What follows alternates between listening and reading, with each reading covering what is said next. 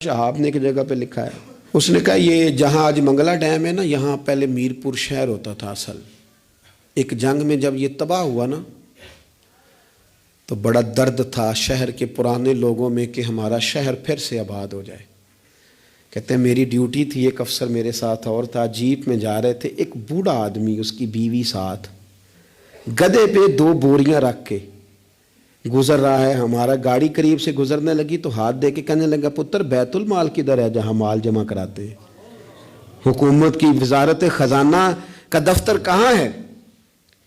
کہتے ہیں میں نے بوڑھے کو دیکھا اور اس کی بیوی کو دیکھا، دونوں، ایک نے اس طرف سے بوری پکڑی ہے، ایک نے اس طرف سے، گدھا چل رہا ہے۔ میں نے ان سے کہا بابا کدھر جا رہے ہو اور یہ کیا ہے؟ کہنے لگے پتر ہمارا شہر تباہ ہو گیا ہے۔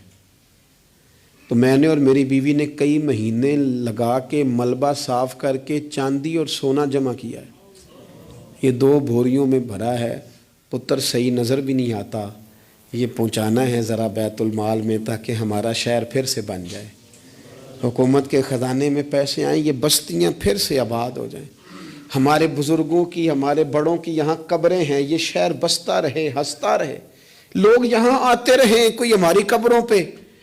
کہتے ہیں میں نے بابے کے ہاتھ دیکھے تو چھالے سے بھرے ہوئے، اس کے کپڑے دیکھے تو پھٹے ہوئے، بوری سونے کی بھری ہوئی۔ کہتے ہیں میں رو پڑا، میں نے کہا تیرے قربان جاؤں، تو نے اتنی محنت کی ہے گھر بنانے کے لیے نہیں، شہر بسانے کے لیے۔ او بھائی کوئی شہر بسانے کو بھی تو محنت کرے نا، کوئی ملک بنانے کو بھی تو محنت کرے نا، کوئی دین کے آفاقی پیغام اور آفاقی قدروں کی بحالی کے لیے بھی کوشش کرے نا، سطحی سوچیں۔ تمام شہر جلے بس ایک میرا گھر نہ جلے۔